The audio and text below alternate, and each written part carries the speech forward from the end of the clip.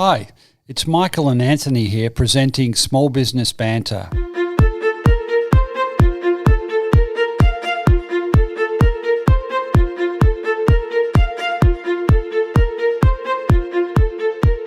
A healthy micro and small business sector means a successful economy and a more vibrant society.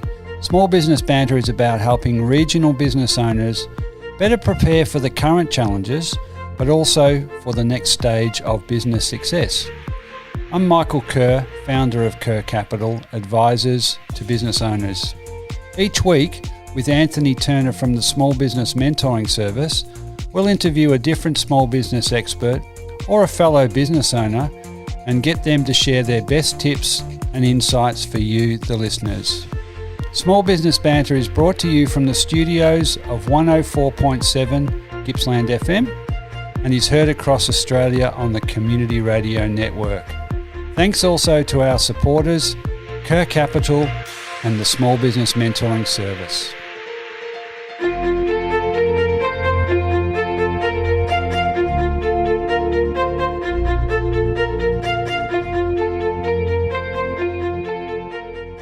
Okay, good morning and welcome to another edition of Small Business Banter.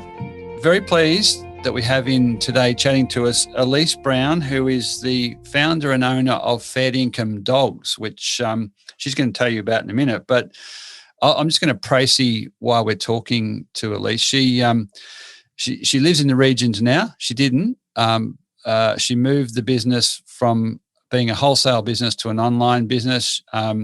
She's working in a business she's very passionate about with dogs, and she runs a business as well as having a family. So there's lots of ground to cover. We're particularly interested in how she's been able to transition the business from a wholesale business to a business to consumer. So welcome in Elise Brown. Hi there, Michael.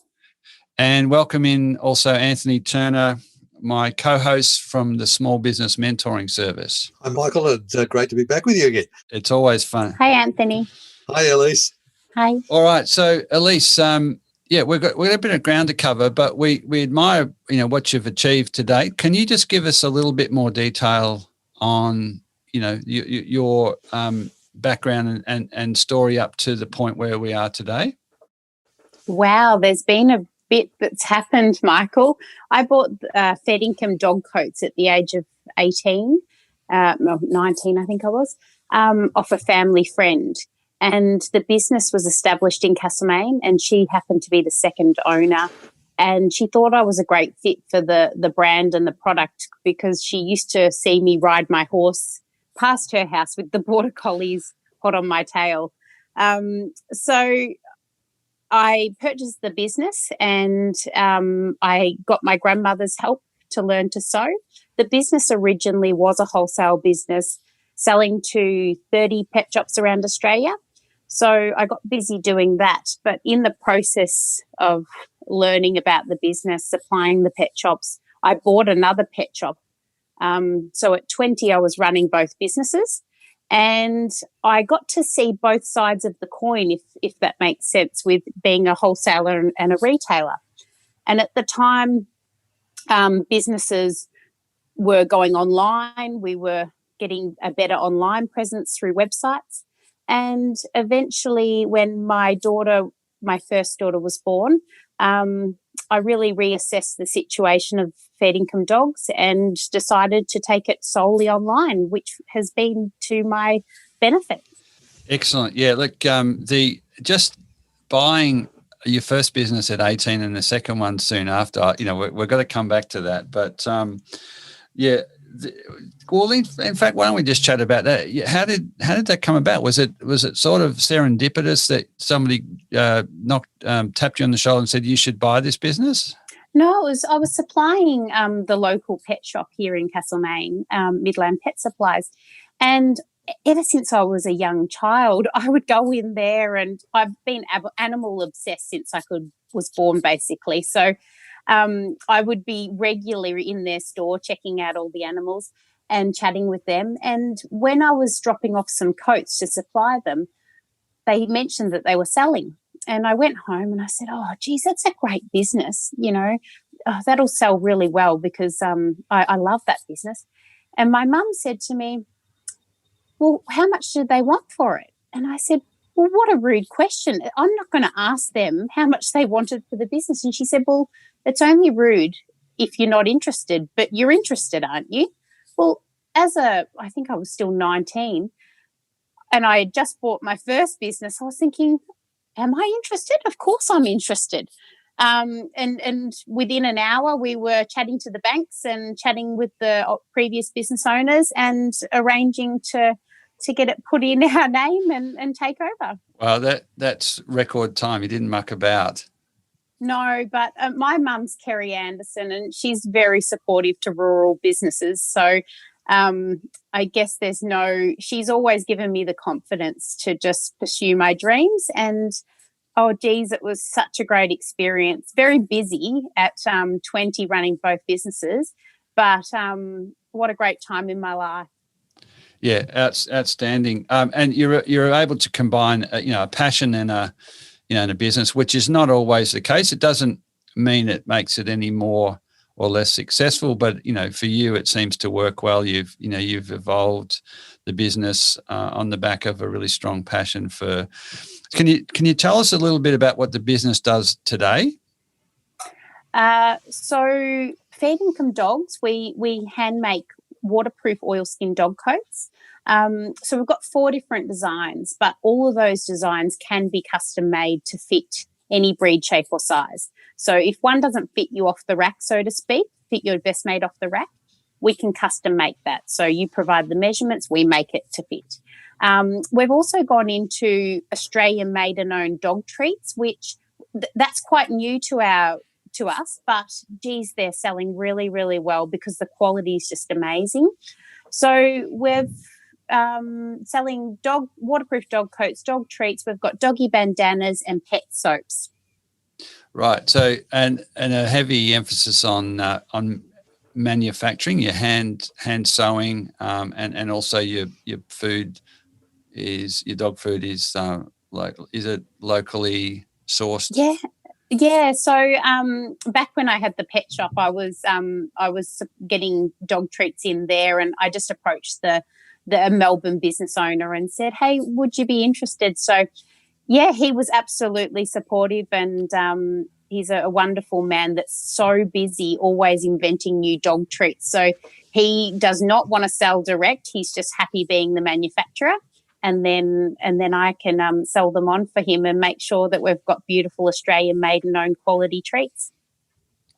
So, Elise, do you still have both the pet shop and doing the online business, or have you moved on? Yeah, no, I sold Midland Pet Supplies to actually Maddie started working for me when she hit legal age, 15. I'd known Maddie for since she was born, and she started working for me, and she's actually the owner of Midland Pet Supplies now.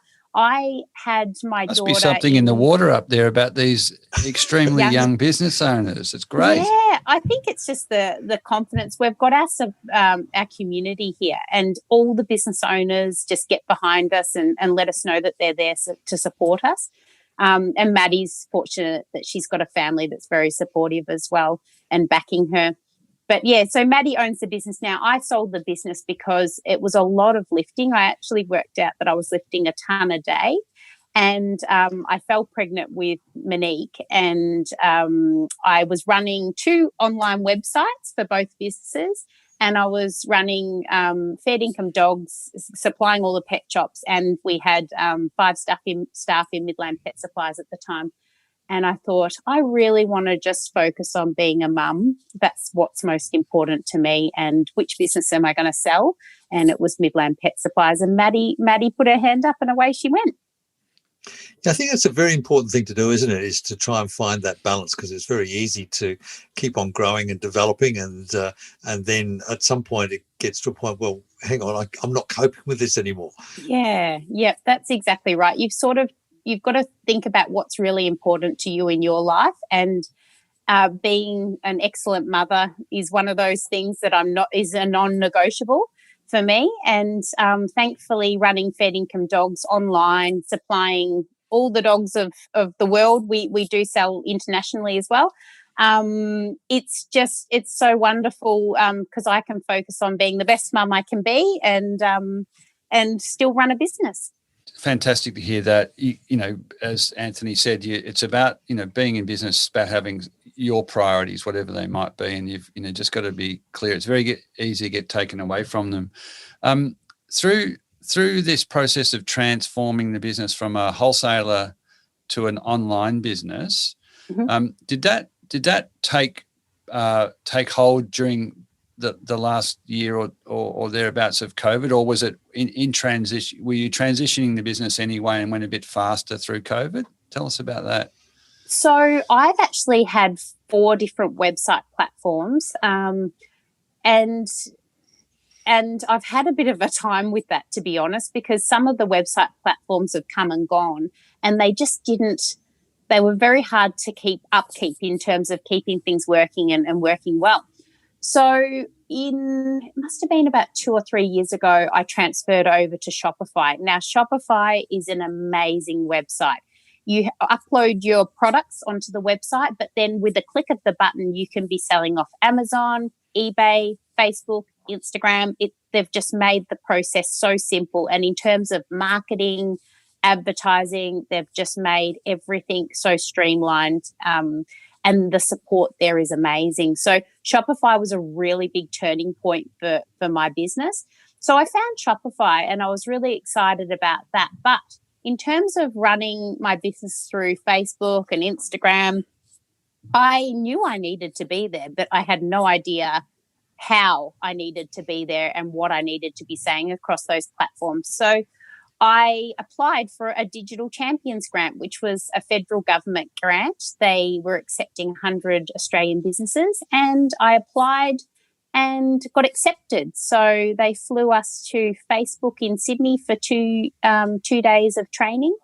So we had Michelle Bridges there as our guest speaker, and 2 days up there doing a bit of filming in the Facebook dungeon. I don't know if they call it a dungeon, but I did. Anyway, you can. I can. That's what it looked like to me.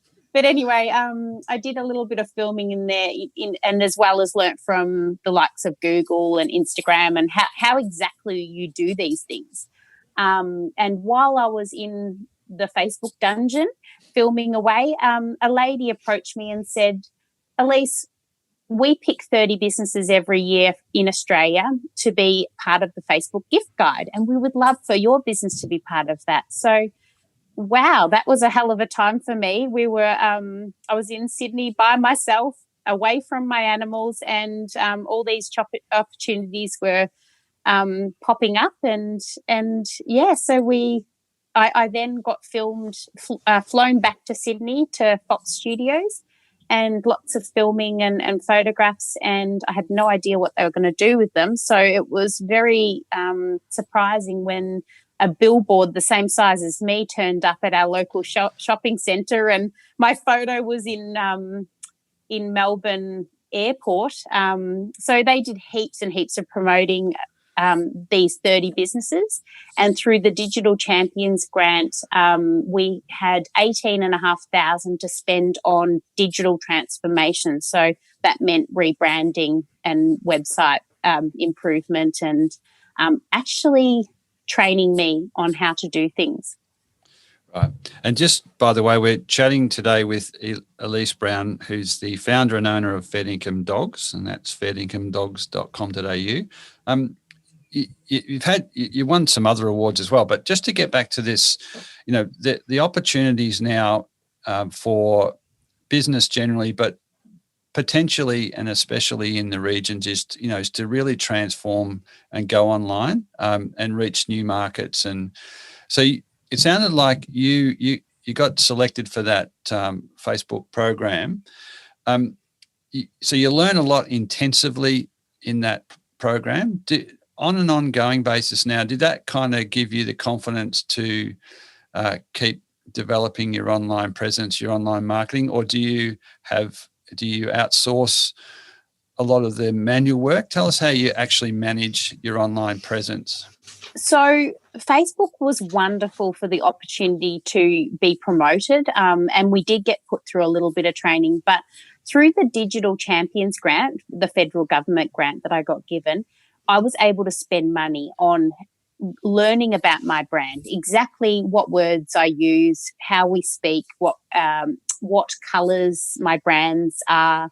On each day of the week of my social media, I know that Mondays are behind the scenes. You know, I need to show a video of myself on the sewing machine, or cutting out dog coats, or, you know, some behind the scenes. Tuesdays, you know, we chat about our fundamental brand. You know, we're an Australian made, we're Australian owned, we're very Aussie. We love our best mates. Wednesdays, you know, we might let you know about a product. Thursdays, another behind the scenes showing you the making. Fridays are our community. So $2 from every dog coat goes to help the Mount Alexander Animal Welfare Group, which is really important to us, giving back. I've got 2 girls that are constantly watching everything I do, and being part of our community is very important to me and for our family. So basically, I got my head straight on exactly what I needed to do for the brand, and on my social media platforms, what days I do things, and how to run an online business, basically. It's interesting. You just, I was thinking a question that I was going to ask you, Elise, was, what would you be telling other people? And you've also almost articulated that. But the reality is a lot of the other small businesses are not going to have the opportunity to get the same sort of exposure that you've got through Facebook and everything else. And obviously that is a wonderful bonus for you. Yeah. What are some of the key things that you've learned from that experience that you could sort of pass on to some of the other small business owners, about how they might go about getting their heads around, getting into online marketing and making that a success for them? Well, I think have a think about your key messages. For me, I need to constantly be reiterating that we're Australian made, we're Australian owned. The quality is there in the product. Fundamentally, we're there for you and your best mate. So have a really good think about your key messages, and then pop them down. Every Monday, I'm going to talk about the quality of the product and show behind the scenes. Every Wednesday, I'm going to touch base with how people feel about the product, and just have a day in your head, and then that way it's easy to create content, knowing that I need to create content for Wednesday when we're talking about the product itself. Mm-hmm. The other thing about online businesses, which I know, and I'm doing it a bit because I've started blogging and just giving away some information there and helping my customers. Fortunately, I've grown up. I'm actually a qualified equine masseuse. Not that I've worked in that, but I am. And I've grown up with animals. So there's a lot of tricks of the trade that I've just learnt through my family. And I've started giving away those secrets, and that's been really, really good to pop it in a blog or do it on social media. So try and give more than you're asking, more than taking. Lots of giving via video, photograph, all your platforms, as well as blogging. Elise, I love that. And you moved, I think you were born in the country and moved away and came back. Is that? No, I've always been Castlemaine. I'm actually, I think, 7th generation Castlemanian. Okay. Yeah. And the business was established in Castlemaine has remained in Castlemaine, Victoria. Okay, right. So quite a few times through this discussion, you've referenced the local community, family, and the transition of those couple of businesses was by word of mouth to locals. So for people that we're hearing a lot about people wanting to move away from the major metro areas to regional areas, and on Small Business Banter, would encourage those thinking about that, not necessarily just to wait for that perfect job, but to seek out and explore whether buying a business might be the vehicle to move to the regions quicker.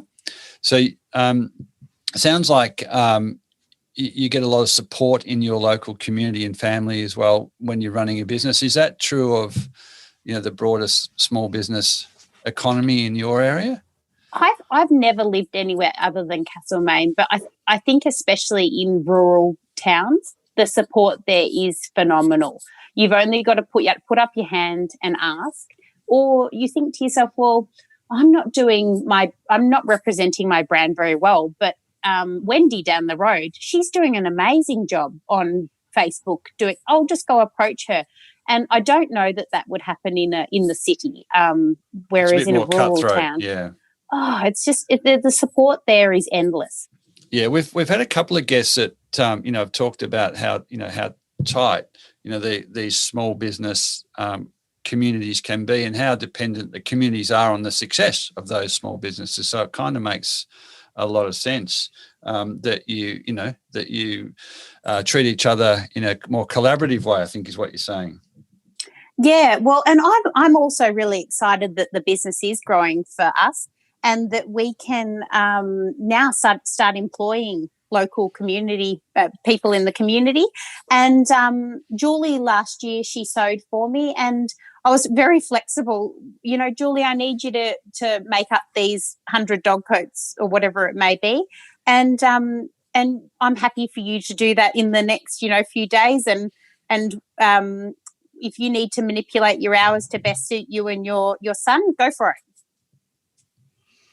I think one of the nice things, Elise, reading in the bio information, you're not only getting supported by the community, but you're also supporting your community with the local dog shelter and stuff like that as well. So maybe you'd like to share a little bit about how that works in terms of that interaction of you supporting them and them supporting you. Well, it was just important to me fundamentally to be part of the community and support the local shelter. When I was doing my brand, and I had Walker Digital here from discussing my brand, and I was saying it's really important for me to give back in some way with the business. How do I pick a charity? And they said, Elise, it's your business. What's closest to your heart? And I said, well, I'm as Castlemaine as they come. So the local shelter is what is closest to me, and so that's what we ran with. And we're supporting them with our $2 going per dog coat going to support them.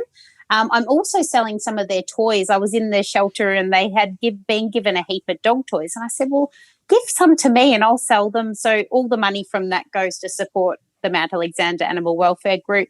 And then, of course, being able to employ in our local community is always helpful. And I'm very flexible with my hours.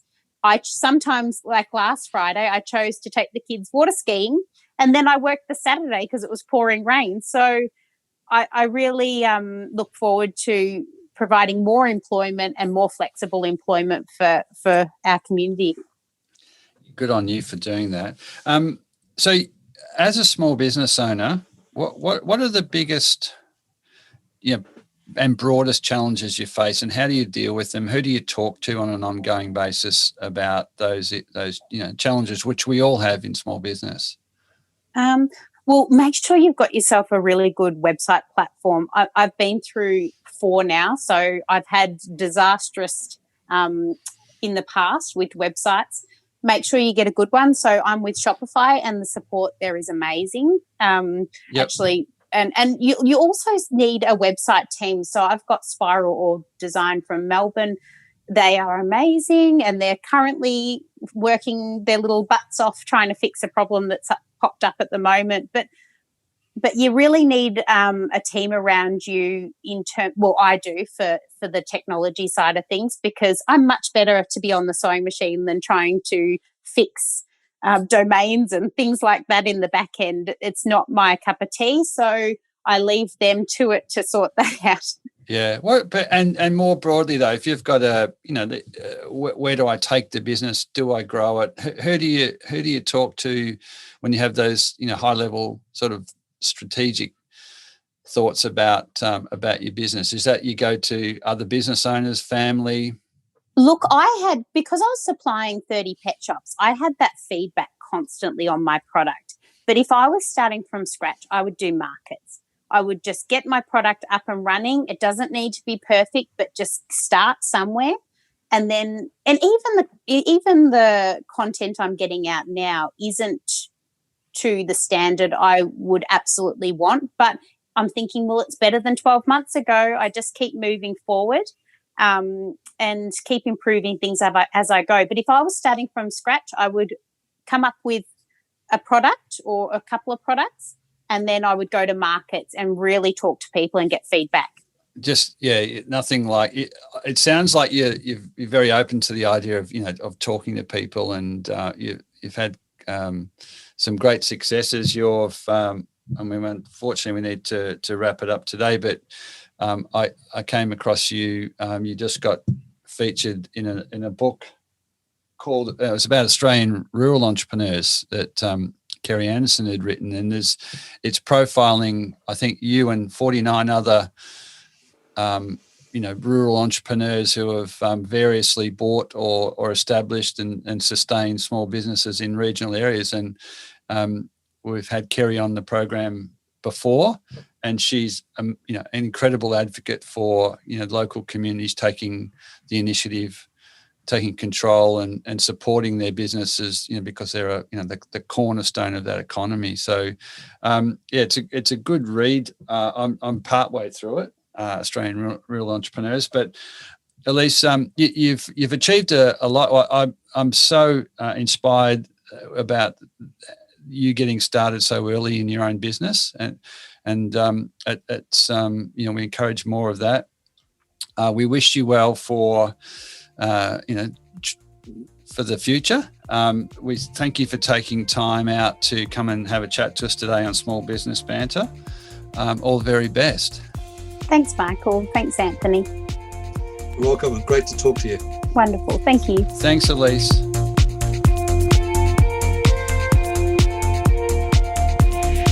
So that's all for today's episode of Small Business Banter. Anthony and I continue to be inspired by bringing you small business experts and other small business owners and hearing their stories. For any of the links, resources or information we've talked about on the show today, or to contact Anthony or myself, please head over to smallbusinessbanter.com, or you can find us on both Facebook and Instagram. Anthony and I would love you to tune in at the same time next week for another episode of Small Business Banter.